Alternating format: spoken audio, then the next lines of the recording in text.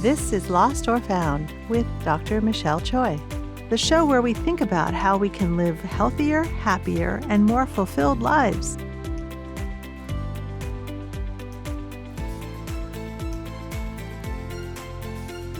Here's your host, Dr. Michelle Choi. Oh, thank you so much for being here, Dr. Bruce Lipton. I'm so greatly honored. Welcome to Lost or Found. I am so happy to be with you. I love rebels. I was a rebel myself, and now I'm a happy guy. Wonderful. And before we begin, can you tell us about yourself? Yeah, I call myself a scientist. Why? Well, I was a scientist. I did scientific research at the University of Virginia, where I was cloning stem cells.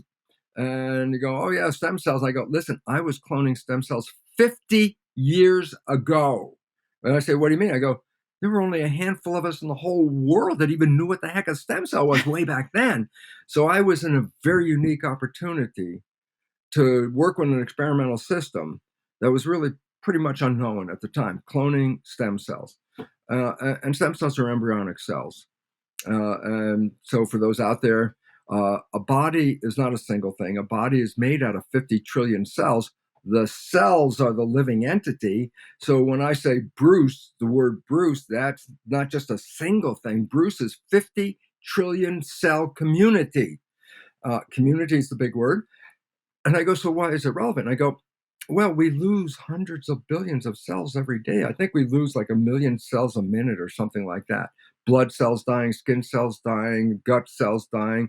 I go, yeah, but then every day we're still here, even if I'm losing hundreds of billions of cells. I say, well, how does that happen? The answer is, I have stem cells. What are they? Embryonic cells. I say, what is their function? Every time cells die, my stem cells can replace them. So every day I die, and every day I grow, and every day I die, and every day I grow. And everybody out there is, do I have stem cells? And if you're watching this program or listening to this program, guess what? You have stem cells, because if you didn't have stem cells, you would have been dead a long time ago if you weren't able to replace those cells. So, hey, I'm making a long story here, Michelle, but let's put it into a box. A stem cell is an embryonic cell. I put one cell in a dish. This is called cloning, and I say, why? Because that cell divides every 10 hours. So first there's one cell, then there's two, then there's four, then there's 8, 16, doubling, doubling, doubling. And I go, what's the significance? And the answer is this. After a week, I have 30,000 cells in the Petri dish. Yeah, but the most important fact is all those cells are genetically identical cells. They came from one parent. So I have 30,000 genetically identical cells. And I did this experiment. My whole life completely changed because I was teaching medical people the fact that genes control life. I have 30,000 genetically identical cells. I split them up into 3 Petri dishes. I put 10,000 cells into each dish. Now, all dishes, all the cells are genetically the same. But I changed what is called the culture medium composition. Culture medium, yes, that's what we grow cells in. I say, what is culture medium? The laboratory version of blood. So if I grow mouse cells, I look at what is mouse blood made out of, and then I make a synthetic version called culture medium for mice. And when I do it for humans. So, point, cells grow in culture medium, the equivalent of blood. But I can change the chemistry a little bit when I make the culture medium, so I can vary the composition a little bit. And I make 3 different versions. So I have 3 different versions of blood chemistry. And in one dish with version A, environment A, the cells form muscle. In a second dish where I give them a different culture medium and culture medium environment B, the cells form bone. And in a third Petri dish, again, all genetically identical cells in the dish, I change the composition of the culture medium, the cells form fat cells. I say, oh, wait, my stem cells became bone, muscle, fat. What controlled that? And the first thing is this. They were all genetically exactly the same. So the first thing is I can't say genes controlled that. No, they didn't control that. I said, what controlled it? I said, the environment controlled the genes. The culture medium, whatever chemistry that was, the cells adjusted their genetics to conform to the chemistry of the culture medium. So all of a sudden, the first thing it says is genes didn't control life. No, it was the environment, the culture medium. well, this is all like scientific laboratory, blah, blah, blah. But let's put it into perspective for the audience. And that is this. I said your body is not a single entity. It's made out of 50 trillion cells.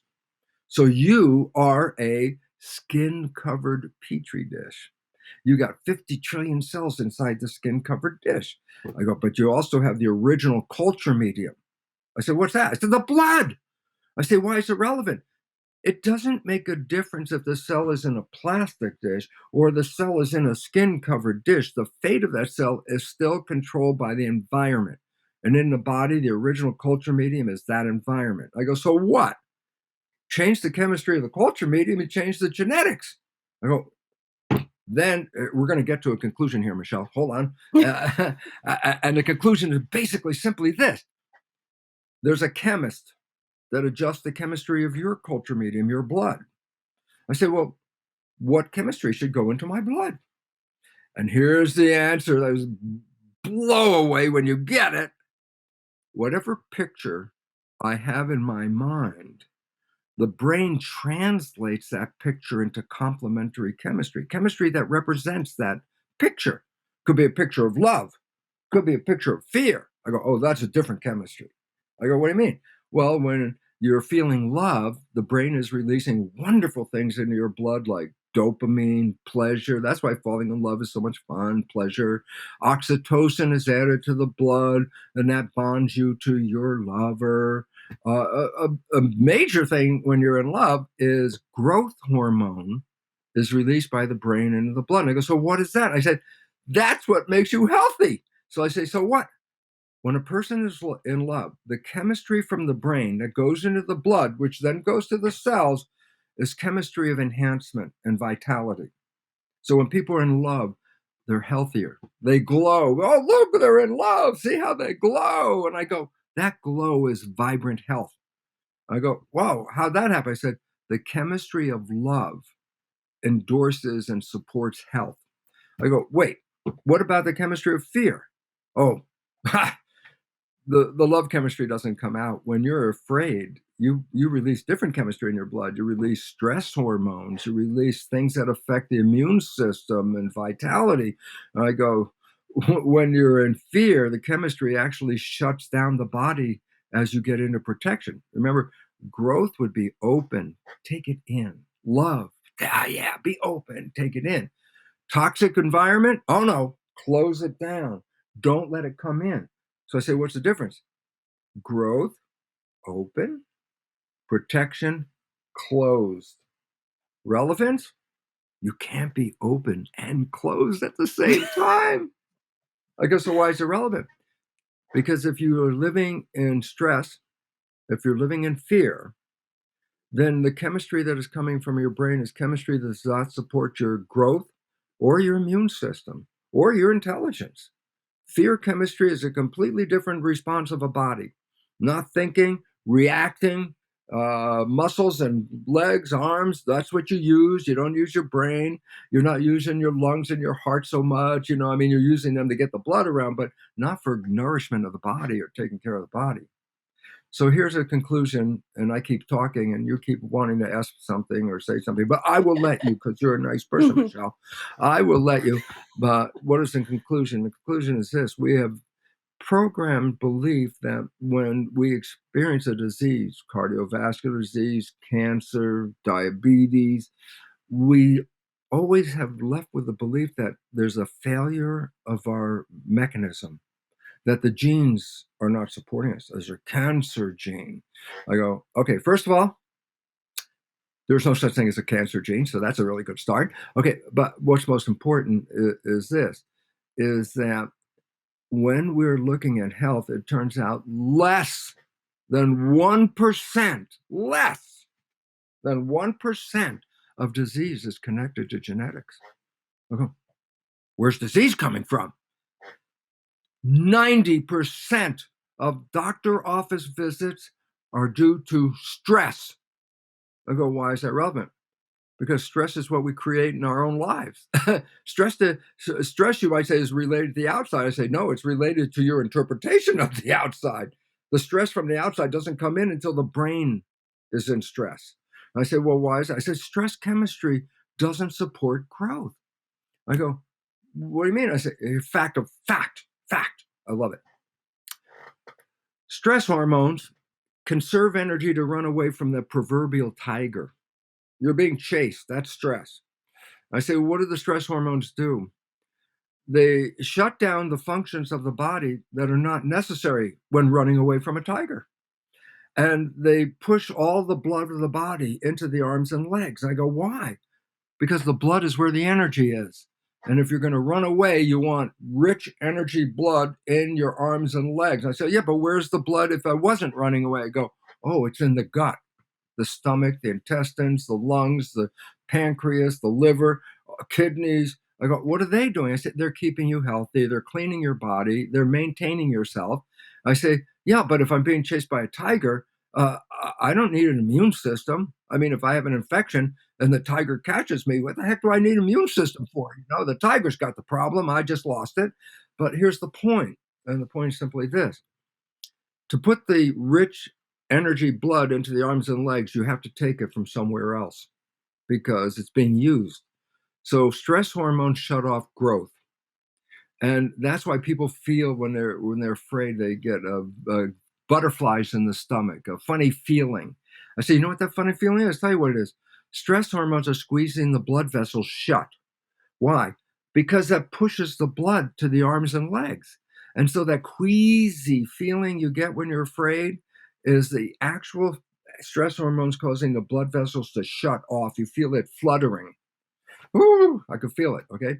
So first thing that happens, number one, stress hormones shut down the growth. Why? I don't need to grow if I'm running. If I escape the tiger, we're going to grow. Okay. And I say, what else?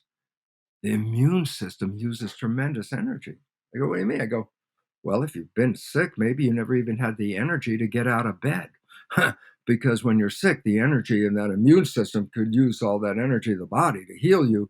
And I go, yeah, but if you're being chased by a tiger and you have a bacterial infection, do you want to protect yourself from both at the same time? I go, the heck with the bacterial infections. I said, if the tiger catches you, bacterial infection is not a problem of yours. I go, so the first two things that happen when stress hormones are in the body is they shut down the growth and they shut down the immune system to conserve energy. I go, that sounds like a stupid idea, Mother Nature. Why would you do that? And the answer was, when the system was designed, the only threat we had was a saber-toothed tiger. That was the only one. I go, so why was it relevant? Well, if you escape the tiger, there's no more threat. So all of a sudden I say, so if you can escape the tiger 10 minutes of running or whatever, and the tiger you escape, I said, guess what? No more reason to be in protection. You would go right back into growth. So I say, in the old days, stress was only used for very short periods of time to get out of an emergency. And I say, what about today? And I go, oh, well, there's the problem.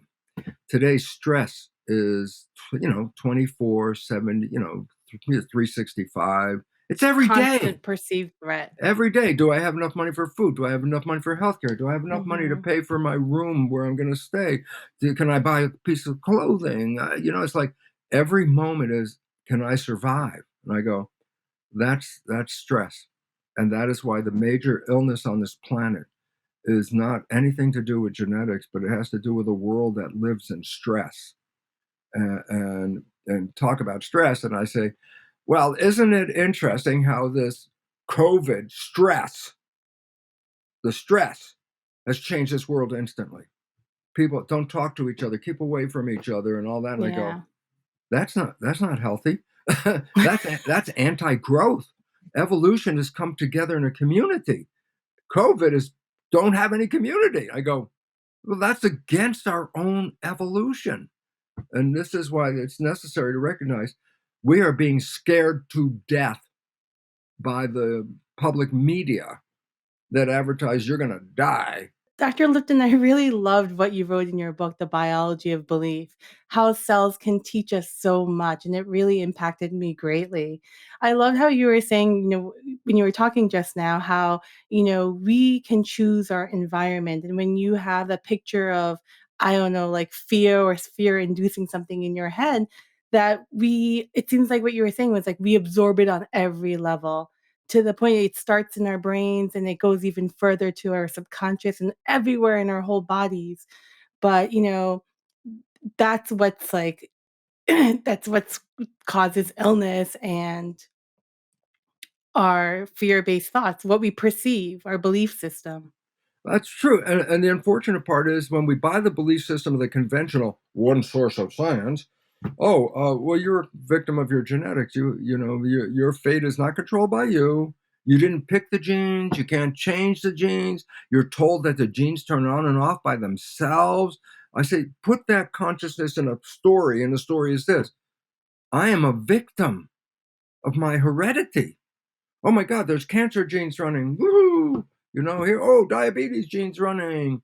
I go, the genes control nothing. Control is the word. I go, what do you Mhm. mean? Control means make a decision.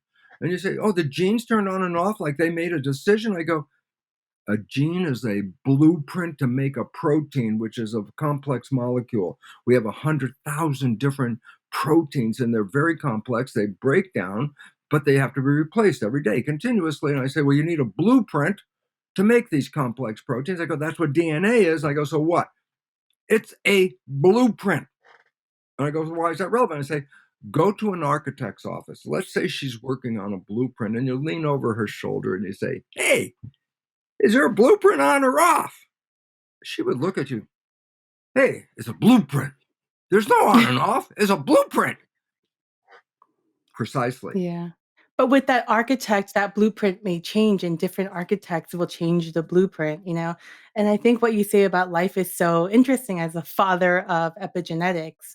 I loved your analogy about the membrane. And you were saying in your work, not only does genes predetermine our fate, but our environment does. But in terms of the membrane, how, in the past, it was seen as a nucleus containing DNA was thought of as the brain of the cell, but you in your work you show and you talk about how actually the brain of the cell may be the membrane. And I think that's so relevant to our own lives. With the gates and channels, we can choose what we let in and we can choose what we expel in our lives. And when we're not aware, you just kind of let all that stuff in, whether or not you want it or not. No, you're actually programmed. What comes in and how you respond is a program. It's not necessarily in the genetics. Genetics is basic. If you're being chased by a saber-toothed tiger, you don't have to learn that program. That's built in, man. You're going to run like crazy. That's built in. But how you deal with a job, how you deal with a neighbor, how you deal with a relationship or your own child, these are rules and these are behaviors. And I go, are they genetic? And I go, no, they're learned. And I go, well, let's go back a simple point, and that is this: a brain is a computer. That is exactly what it is. It's the most advanced computer that humans have ever recognized exists. I go, so why is it relevant? I go, it's a computer. And I go, so what? And I say, buy a computer, take it home, push start, and it boots up. The light comes on, the screen comes on, brand new computer. I say, now do something. Spreadsheet, get online, surf, make a drawing. And you go, oh no, I can't do that. I said, but you got a brand new computer. And they say, well, not until what? I put the programs in. Can I use a computer? A computer without programs is useless. And I go, a brain is a computer. It boots up in the last trimester of pregnancy. It's ready. The screen's on, ready to go. And I go, what can a child do with this brain? I say, nothing. Why not? Same as a brand new computer. It boots up. So what? First, you have to install programs. And once you have installed programs, then you can interface the programs. So I say, so where are the programs? What are the programs? I go, the subconscious mind is a hard drive, just like in a computer. It puts programs in there.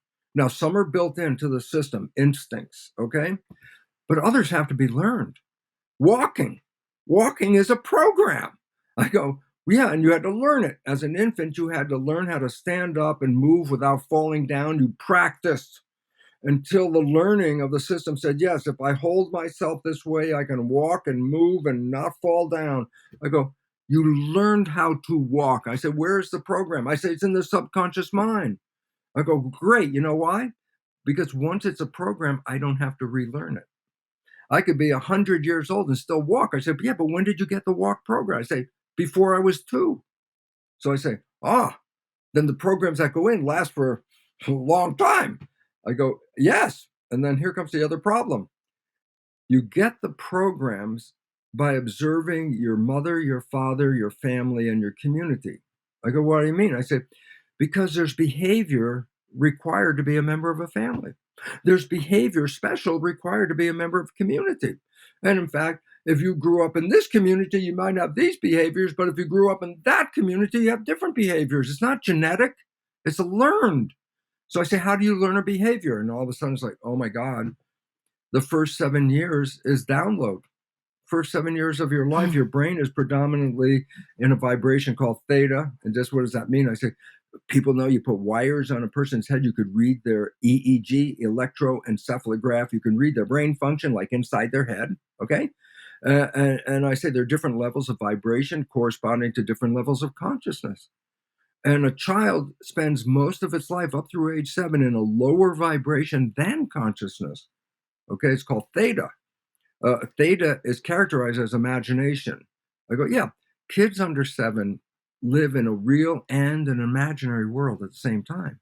They could have a tea party, pour nothing into that cup, drink the nothing, and go, that was the best tea I ever had. I go, that is theta in behavior, imagination and real world, okay? But theta is hypnosis. So what does it mean? For the first 7 years, a child's brain is like a video recorder. It watches the mother, watches the father, watches the community, watches what they're doing, downloads it just like a videotape, boom, into what? The hard drive, a program. How does a father behave? Watch your father. How does the mother behave? Oh, watch your mother. And I go, then you download these behaviors. So I say, then the fundamental programs in your brain computer didn't come from you. They came from other people. Someone else's program. And the relevance is this: did they create the world that you want? I go, not necessarily. My parents really sucked at relationship, and I copied them. I got bad relationship program. So I didn't get the world I wanted by copying them. And I say, but all of us, every one of us, had to copy a behavior to get a program. But when you copy a behavior, that program then by definition did not come from you. It came from those around you. And I say, did they have your wishes and desires in mind when they created the program? I go, nah. I go, so why is it relevant? Because you have wishes and desires, but your program doesn't match those. I think that's a really profound point that you make because, if we were really programmed and you kind of like live by a state where our gates are open and we just take it in, I think in order to really realize what a resilience is as a human, there's almost a period of unprogramming that needs to occur to be more conscious of what's going in and out. 100%, Michelle. Why? Well, I can tell you, I've had two distinct lives in this one lifetime. The one before I became aware of the program versus the one that my life after understanding the program and being able to change the program. Previous life, stressful. Current life, not the kind of stress I had before. I love my life. I wake up every day going, oh my God, I'm still here. This is a great opportunity. Because at some level, we're so programmed to say, well, this is where you work real hard. And then when you work really hard, when you die, you can go to heaven. Like we're supposed to suffer for all of our lives. Yes, and that is a whole stupid point because when you understand the new biology, Mhm. this is heaven. What do you mean it's Yeah. heaven? I go, heaven is a place of wishes and desires manifest. And I say, you can talk to any 10 people and say, give me a description of heaven. You're going to get 10 different answers. Why? It's a personal creation. So I Mhm. say, is there one heaven that answers everybody's everything? I go, no. Each of us have a different heaven. I said, well, then how do you find that heaven? I go, you're in it. This is where you came to create. And then you look around and go, Yeah. but I wouldn't have created the health problem and I wouldn't have created the social Mhm. problem. I wouldn't do that. And I go, your program. Yeah, but you lived like I mean, there's a lot of people who live the life of working really hard and feeling the chest pain when you didn't have to work like that too. That was a choice. So here's the point. When you're under 7, you download programs, and that becomes the fundamental behavioral programs like Word, drawing, spreadsheet, internet. These are programs you can work with. But the programs that you got didn't come from you. So if your teacher, your mother, your father, your siblings, community, if they teach you information that is not supportive of you, that's still your program. Why? Because when you're being programmed, you're not there. Your conscious mind isn't working. So whatever is coming in and being downloaded, you don't even have an idea about it because you were not there. So, look, you were programmed the last trimester of pregnancy. Yes, a baby's programmed to eat a diet based on what the mother's eating. Okay, a child is programmed to respond to the world the way the mother responds to the world. Why? If the world is safe and supportive, then that baby developing inside has in the chemistry of growth and happiness, and this supports a healthy baby. But if the mother is under stress, and responding like fight or flight and all that. And I go, her blood chemistry has got stress hormones in it. I go, yeah, that's why she's behaving like this. I go, but the fetus is using the same blood and responds to the same chemistry.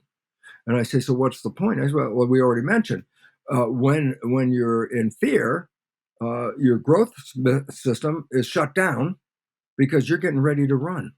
When you're in fear, your immune system is shut down because it's too much energy to use when you need the energy to run away.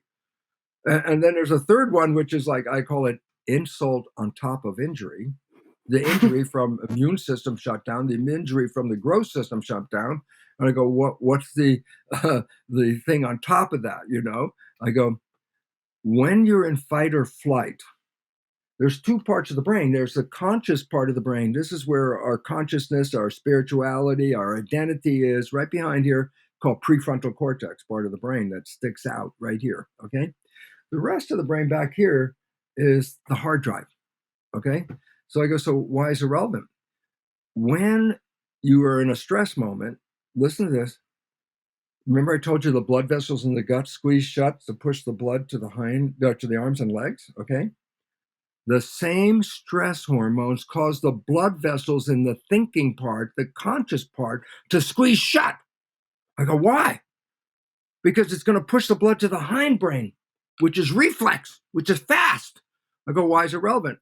I go, consciousness is very slow as a computer. It's a very slow computer. I go, if you're in an emergency situation, this consciousness doesn't work fast enough to help you. I always get illustration like you're in a car and you're driving and the car goes out of control. Two responses. Car goes out of control, but I stay in my conscious mind. And here's my response. Oh, that's my response. It's like I'm overwhelmed at the fear of what's happening.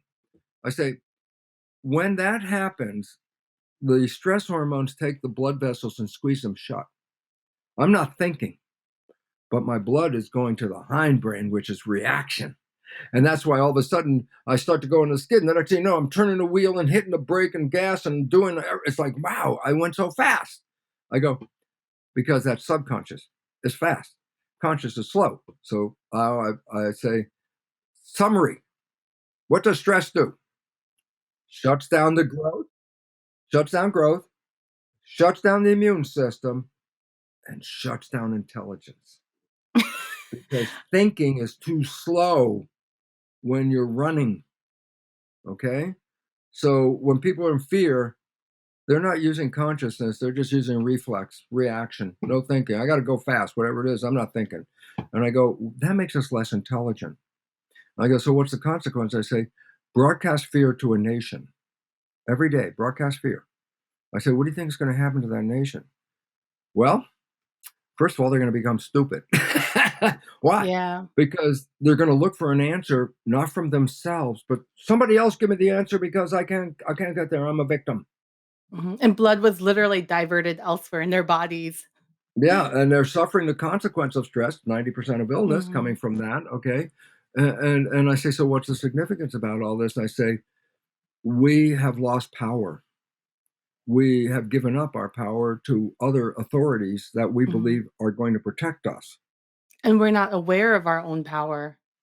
because we traded it off from the beginning. Mhm. That saying, "Who am I? What do I? I'm just a guy." But Yeah. that's the doctor. That's the president.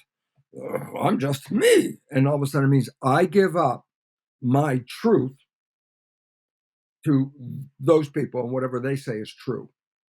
And all of a sudden, yeah, but what if those people are not friendly? I go, then sorry, because you just lost your power. And this is why, as you just mentioned, most of us are totally disempowered.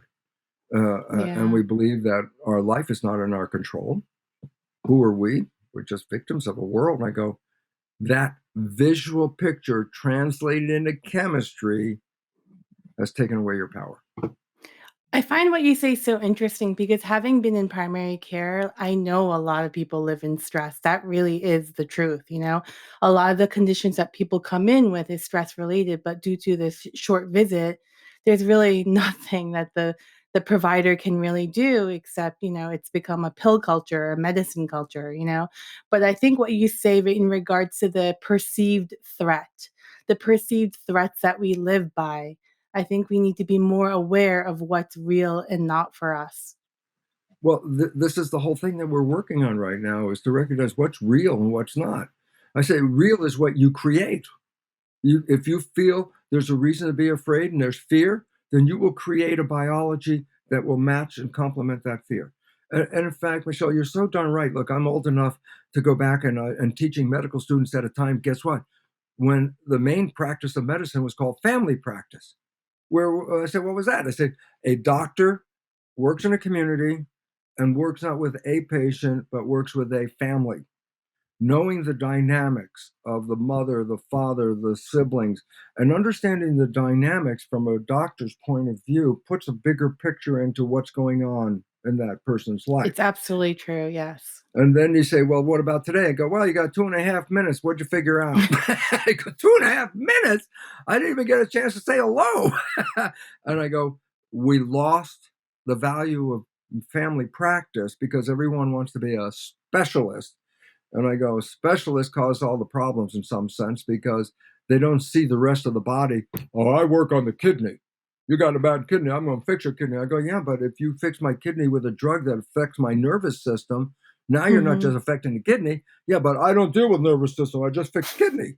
I go, Exactly. then many people are on multiple prescriptions where one prescription aimed to fix part problem A, side effects causes B, so you get another medicine to deal with the side effect, which deals with that, but then causes another side effect. And I go, oh my God, we can't Mhm. regulate the biology with our that we don't have enough technical information in medicine to manipulate a person's biology, their chemistry. And when we start to put something inside the body, I say, man, you're that's a monkey wrench in the machine. You don't even know how this machine works. You still think genes turn on and off? You're so far out of date. And I go, why is it relevant? Because most people are, including physicians. And I go, so why? Well, Michelle is one who woke up and said, this isn't working. I go, no, of course it's not working. And a fact of science for all of our non medical people out there, fact of science. You ready? Medicine, allopathic medicine, is the third leading cause of death in the United States. Iatrogenic. It's Yeah. iatrogenic, but people don't know what is iatrogenic. Oh, I think I Mhm. got a bad case of iatrogenic. No, no. Iatrogenic means an illness as a result of medical treatment. And this was published first in in 2000 in the Journal of the American Medical Association. Dr. Barbara Starfield wrote an article and gave the statistics and said, on the conservative level, medicine is the third leading cause of death. Well, that was 20 some years ago, but just 2 years ago, the British Medical Journal did the same study. And guess what? After all that time, medicine is still the third leading cause of death. I'm not against medicine. I'm just against pharmaceutical medicine because that's what's happened. That medicine is given, okay, whatever the pharmaceutical company says, that's what we're going to do. They said, give that drug, and we're going to give that drug. And go, who the hell are pharmaceutical people? And I go, Yeah. They're not your friend. The priority is much, much different. I'm definitely in the point in my career where I'm wondering if allopathic medicine isn't the only field of medicine that, merits consideration. And I think sometimes with the way in which we practice medicine these days, we forget that there is a brain in that body. We're so like symptom specific that we really forget that there's a community effect, that there's a Yes. brain on top of that body, and we fail to ask, like even beginning with open-ended questions: who, what, when, where, and why. Yeah. Why is it going on? It's really a symptom-based medicine that we practice. That's the problem. And the problem is if you take the brain out of the picture, move it out, and try to understand what's going on in the body, you're only left at what? Genes. Well, they control the body. I go, no, well, that's where your whole thing is wrong because it's the consciousness that controls the genes. That's epigenetics, the new science, the revolution, a revolution that undoes the entire foundation of victim medicine. I'm a victim of genes. I'm a victim of environment. I'm a blah, blah. No, you're a victim of consciousness. Mhm. And maybe when we oversimplify, that's when we like give our power away. We acquire knowledge. And I say, here's an important point.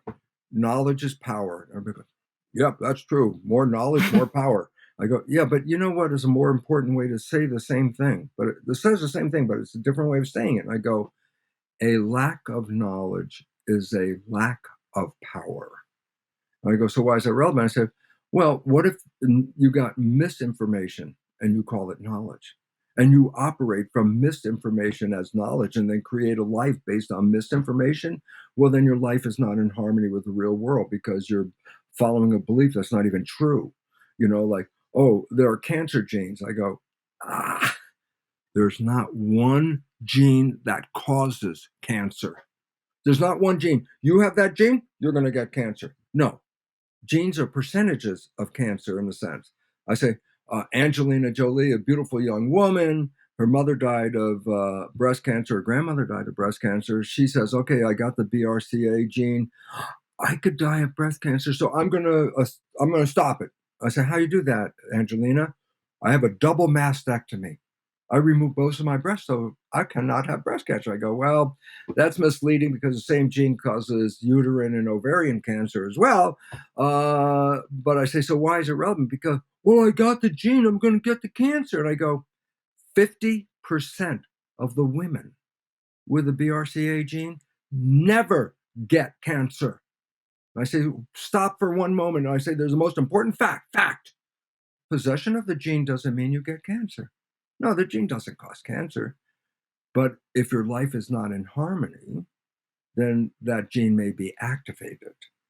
So all of a sudden it says, you can have a gene, so-called cancer gene, but never get the cancer if you're living in health and happiness and harmony.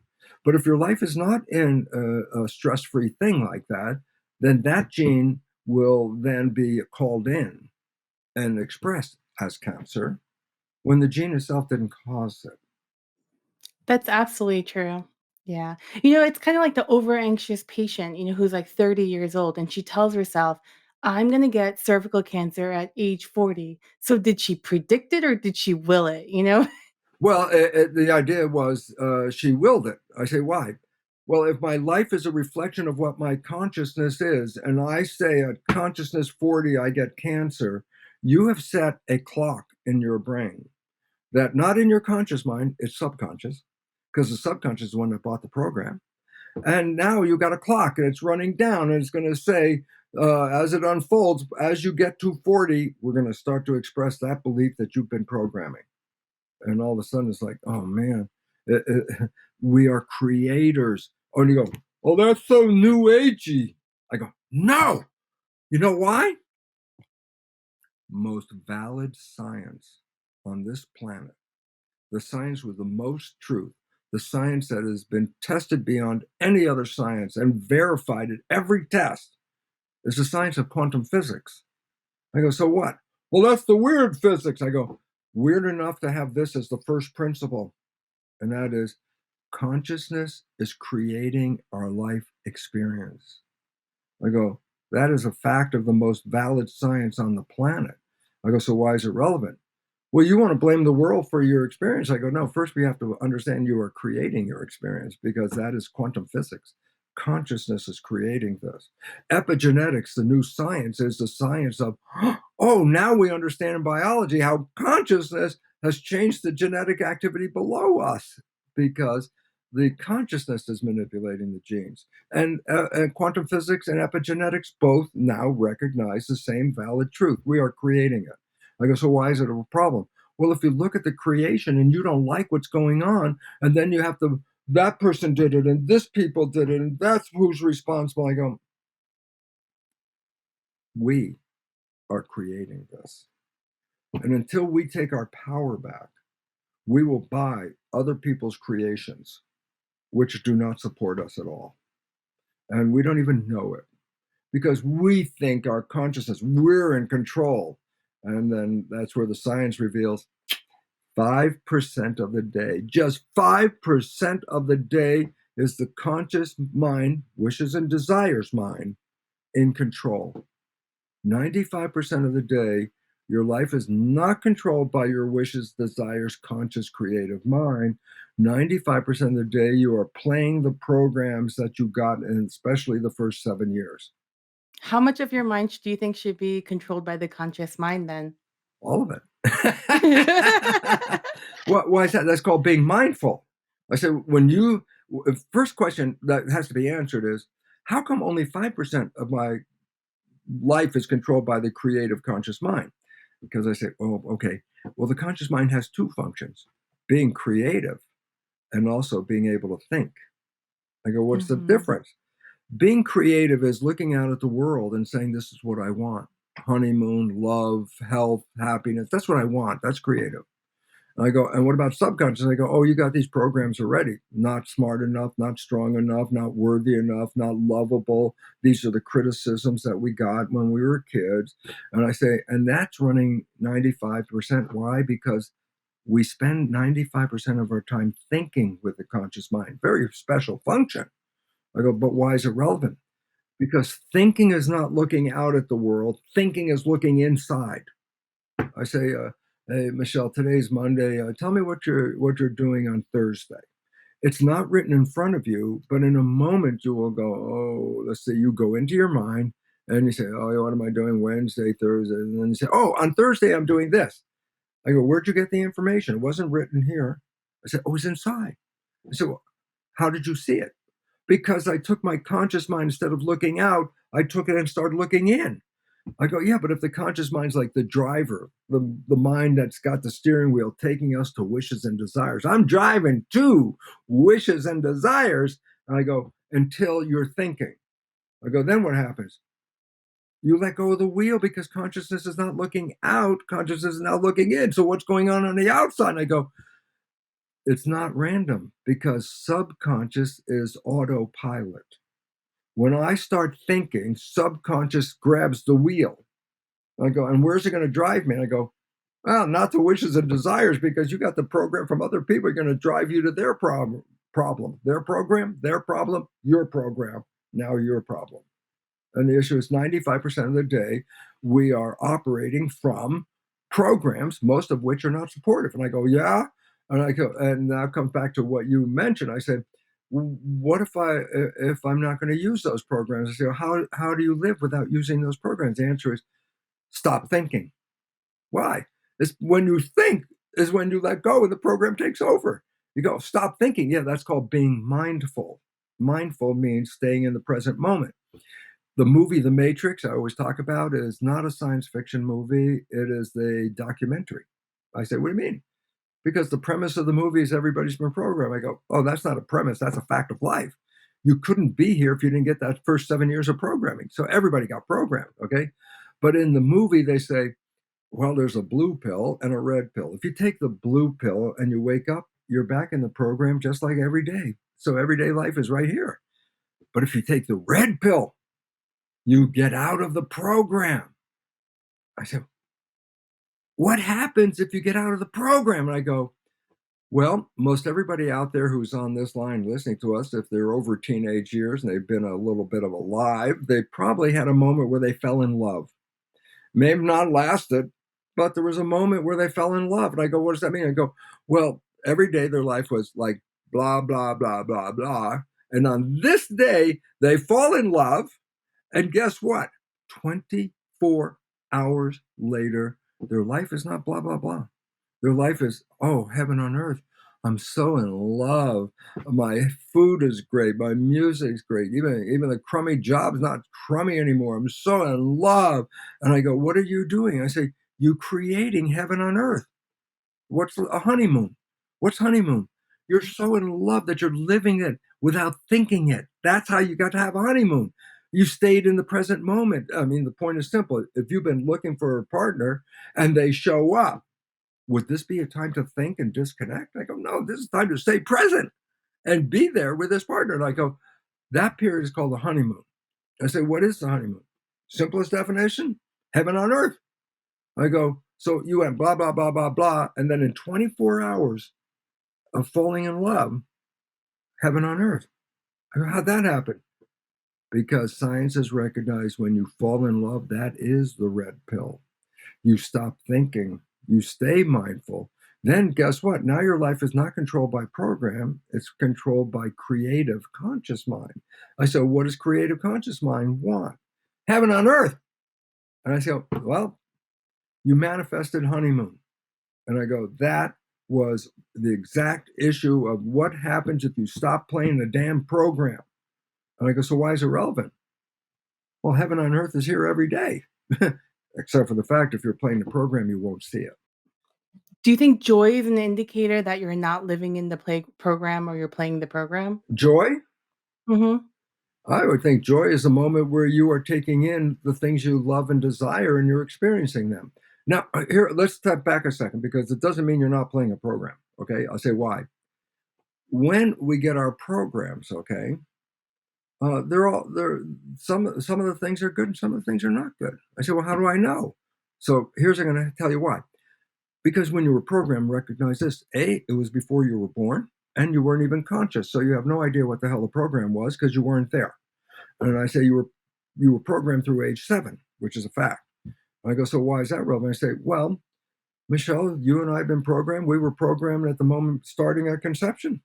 And I go, okay, what are those programs? I go, how do I know what the program was? It was going down when I wasn't there, and I didn't filter it. So I got good programs, I got bad programs. I said, so here's how you tell where your program is. For all those out there that, okay, I've been programmed. What is my program? Here you go. Look at your life. The things that you like that come into your life, they come in because you have a program to acknowledge those things. Now, the things that you want, wish for, desire, but you have to work hard. You have to struggle over it. I'm gonna make it happen. I'm put a lot of effort in. I'm gonna make it happen. I said, why are you working so hard? And here comes a beautiful answer. Because whatever that destination you're seeking, your programs that you got do not support that. And as a result, you're trying to override your program. I go, well, that's a struggle because your program is running 95% of the day. And it's very difficult. You can't really easily override it. You have to work real hard. And then the moment you give up the effort of doing that hard work, it'll all go back to where it was before. A person wants to lose weight. Oh, they'll struggle. They'll put every effort and they'll sweat over it. They'll do all the crappy things they don't want. And look, I finally got to the weight I like. And then the moment they let go of working, the weight will come right back on. Why? The weight is a program inside that says this is your weight. This is what you learned. If you were abused as a child, you have more weight. I say, why? Because that's protection. More weight is protection. Less people are going to involve you if you're overweight. So all of a sudden I say, you're overweight and you want to change it, and you think by changing the diet, that's how you're going to lose weight. And I go, first of all, are you under stress? Because the stress will put the weight on. If you don't resolve the stress, I don't care how much dieting you do over here, the stress is ultimately going to win. And so the point about it is this: look at your life and just recognize the things that you really enjoy that come in. It's not by accident; they come in because your program acknowledges that. But again, then it comes down to if you're not fulfilling your wishes and desires in your trying, then the issue is, then why am I failing? And the answer is simple. Your program doesn't support that. And that's why you're trying to work real hard to change the program. And you can change the program. And now, of course, I already know what the next question is going to come, but you can change that program. And when you change that program, you can rewrite the script of your life. You know, actors do this. People don't recognize it. Actors can take on a character, which is a personality. It's a belief person. It's a way of life. A character has a way of life. And a really good actor, when they take on a character, take on the character's way of life in their consciousness. They become the character. They live it. They physiologically, neurologically become that. Renelle Zellweger, I mean, she played a part that she had to be 40 pounds overweight. A woman who had the consciousness of what? She put on 40 pounds to do her movie. And then what? When the movie was over, the character disappeared. She went back to her own character, her own natural program, lost the 40 pounds. She put it on to become the character. And when the character was no longer present, she went back to the original weight that she came from. Or someone like Dustin Hoffman, he played, I think, When the Iceman Cometh or something. That's the name of a very famous play about a depressed character. And he played it so good that Dustin Hoffman had to go to a neurological institute to recover from what? Becoming the character. He became Willie Loman, the depressed guy. So much so that he became so depressed he had to go to the hospital. And I go, so what? And I go, that an actor can do that. And I say, how'd they do that? They change the picture of what they are and to fit the story. And I go, we are actors in our lives. You don't like the character you're playing? Pick a new character. Become that character. And as you practice and become that character, your biology, your behavior, your physiology, all of this will change to accommodate what the new character is. That's what supreme actors do. And we are of the same biology, except that you have to put in a program that you want to be real and then live on that program, and then it becomes real. And you can change it. And I love what you say, Dr. Lipton. Bruce. Bruce, I love what you say. Like, if you ask this question in your book, who do you want to be? And if Yes. the answer is me, and you don't really know what me is, then just maybe put in the traits that you like and go from there. Yeah, that was the basic idea. And the idea is to look at your life and look in the here's what the hardest thing for most people to do, really. And that is what? Stand in front of a mirror, look at yourself in that mirror, and tell yourself how much you love that person. I love that person in that mirror. That's a great person. I go, why are you doing that? Because if you can love yourself, then you can control your biology. If you don't love yourself, you're already under control. And the idea is loving yourself is the hardest thing for most people because, as I mentioned, during the programming period, which is last trimester of pregnancy through age 7, uh, parents act like coaches that, that make you do better. And I say a coach on a team doesn't go, if a player is doing really badly on a team, the coach doesn't go up and go, oh, please do better for us. We would love you to do better. No, the coach comes up and goes, that's not good enough. Who do you think you are? You don't deserve to be on this team.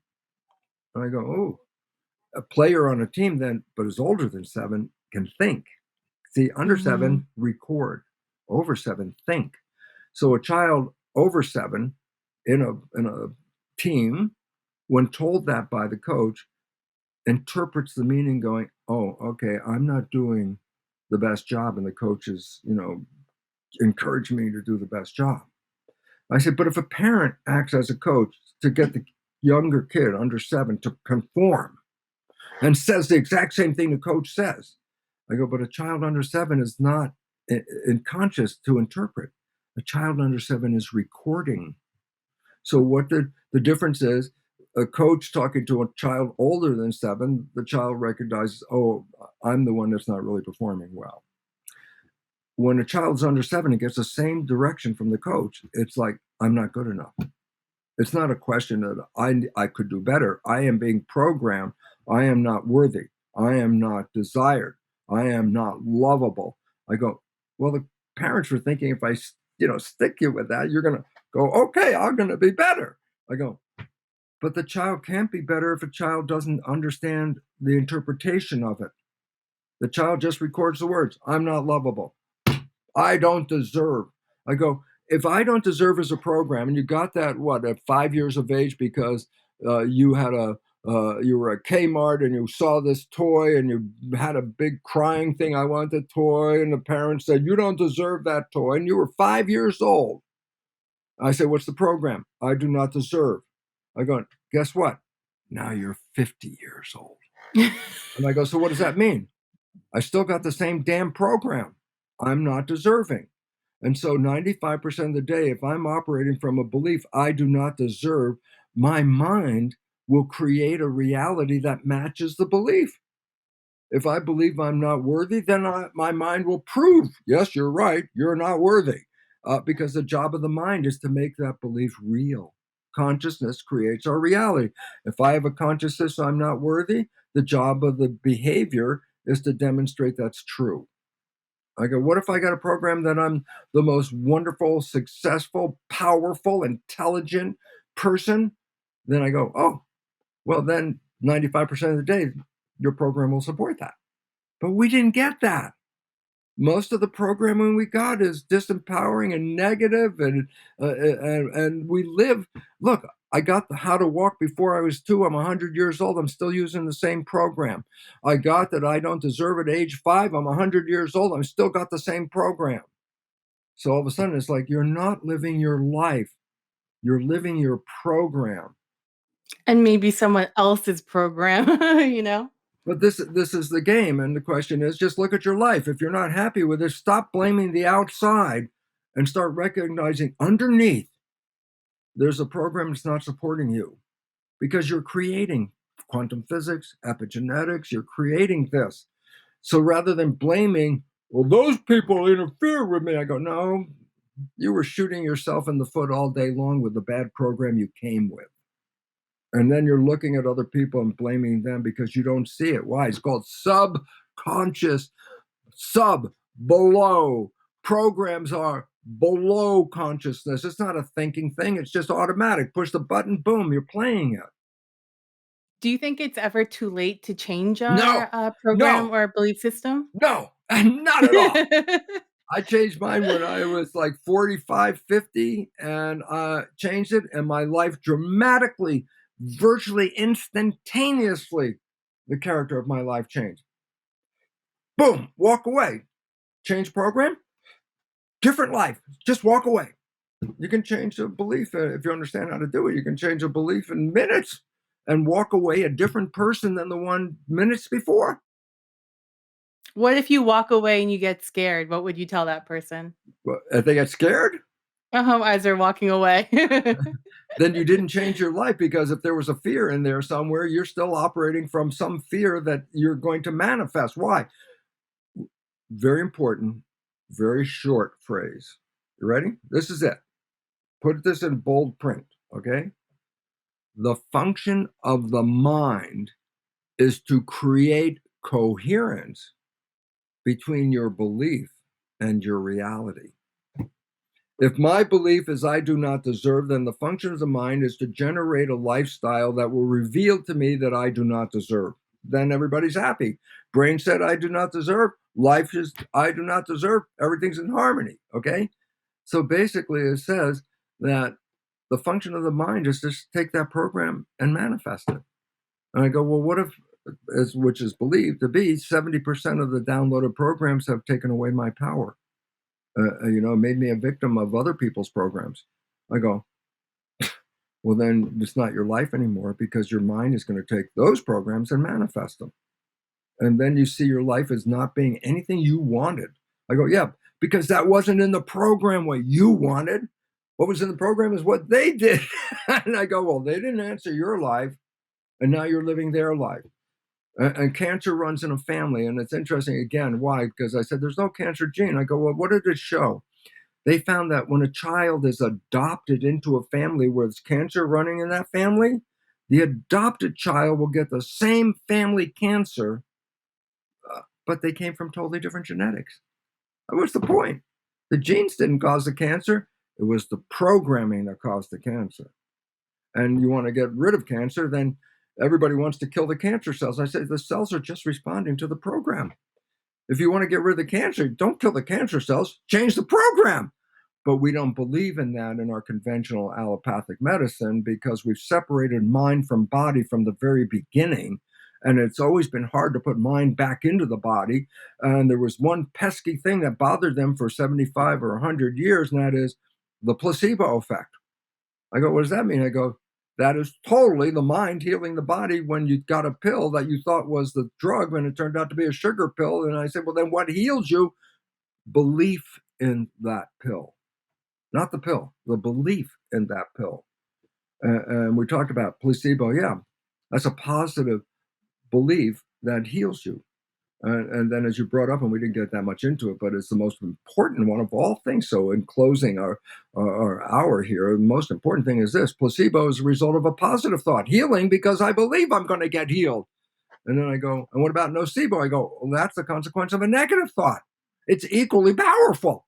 If I believe I'm going to die in 30 days from cancer, then I will die in 30 days, even if I don't have the cancer. And all of a sudden, it's like, wait, you mean negative beliefs are important? I go, ha! They're equally powerful to positive beliefs, except then you look at the ratio of our negative to positive beliefs, we find that the negative beliefs outweigh the positive beliefs. And therefore, our life becomes what? An expression of our belief. Where did that belief come from? From other people. Yeah. And I think we really need to be aware of what we do to other people because that could be something that they live by. And I love what you said about the placebo effect because it's not given enough credence in medicine.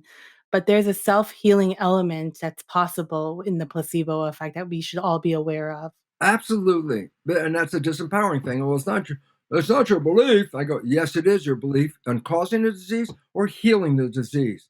The first thing was not the genes, they're down here, genes down here, but the control epigenetics above the genes is in here, which then controls down here. And I say, why is it relevant? I say, what's your belief?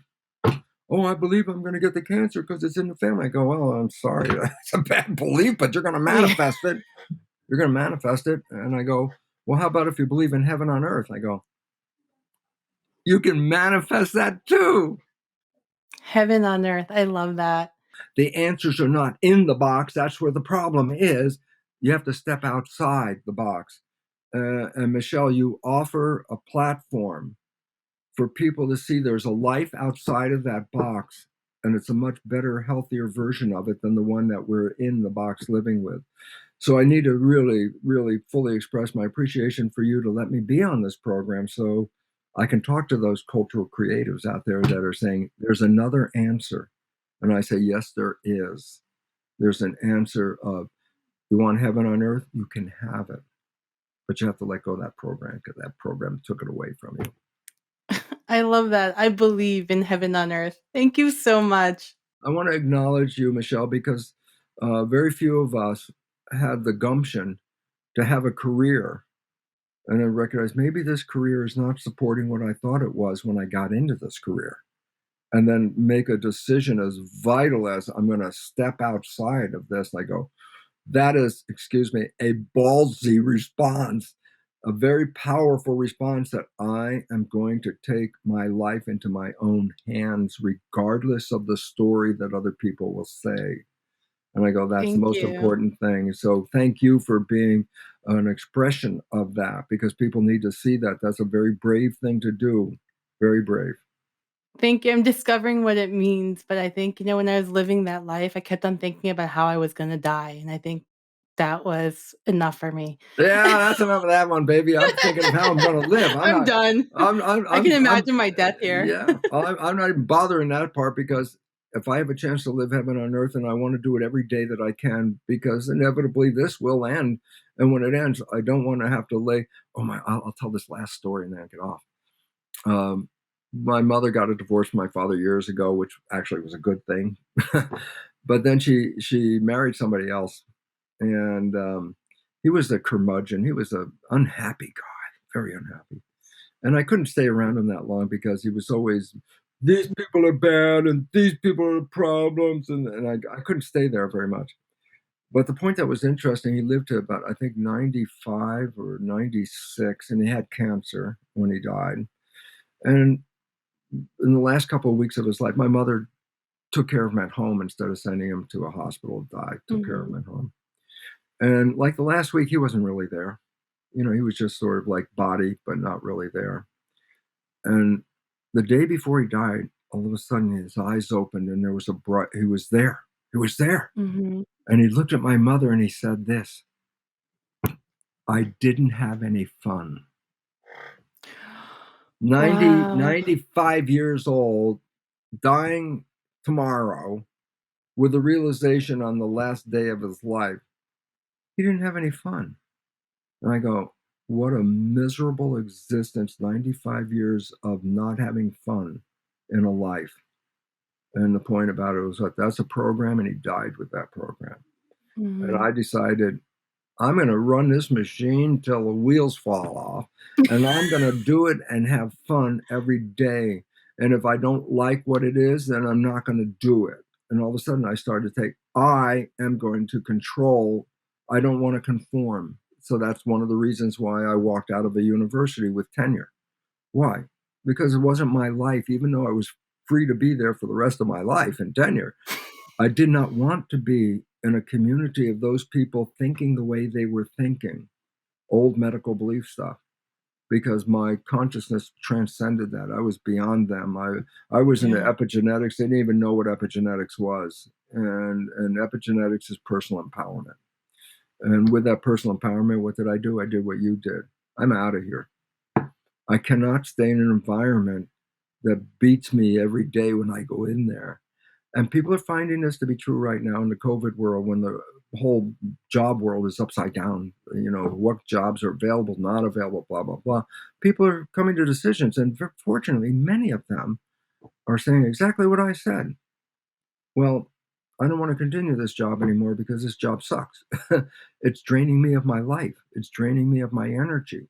I don't have joy in my life by doing this job. And now, beautiful part is many of them are in a situation going, well, I don't have that job, so I'm going to find a better job. I'm going to find a job that I want to do versus a job that I need to do. Want and need, that's very different. And those people are beginning to recognize who they really are. They're creating the world they want to live in by disconnecting from the world they were programmed to live in. And both of us are on that track. And both of us end up having a much brighter future because personal empowerment is far better than being controlled. Oh my gosh, thank you so much. I mean, this was like a mentor moment for me, this conversation with you. Thank you. I think like wondering how I'm going to live my heaven on earth and not conforming and controlling my own fate. Thank you for giving me the courage. And the one rule, if the first rule I would say to everybody, the first rule before any changes in your life are going to manifest is to be able to say you love yourself without feeling hesitant about saying that. To be able to look in that mirror and fully, honestly say, I love that person. Because if you love that person, then the rest of your life will maintain the love for that person. We will manifest the love if you believe in it. But if you look at that person, you don't have a lot of love for that person because of whatever criticisms, well, then I'm going to say, well, you can't get there. Because immediately you shut yourself off saying, I can't have that because of my belief. And I go, well, change the belief, baby. What if the truth is we all deserve love? I mean, what if that was the ultimate truth and then we just locked ourselves in? I'll just tell you, I might be wrong in everything I say, but I'm not wrong in this. I have the best life I could have ever imagined. And especially not up to 40 something that I even have that life. But now I do. And I go, what was the difference? Do I believe in it? Yeah, I do. And I have it. And I wish everybody could have it because there's no better feeling than to wake up and go, I'm still here. I have another day here of heaven on earth. I'm going to go out and enjoy it. So I hope all of us out there go out and enjoy our day. I enjoy being with you, Michelle. And Oh, thank again, you. I honor you for your integrity. Thanks for watching Lost or Found. Are you looking for a unique perspective to help you gain insight into your health and well-being? Schedule a virtual wellness visit with Dr. Michelle Choi by going to our website, drlostorfound.com, to schedule an appointment. Please subscribe and follow Dr. Michelle Choi on Instagram, Facebook, Twitter, and YouTube.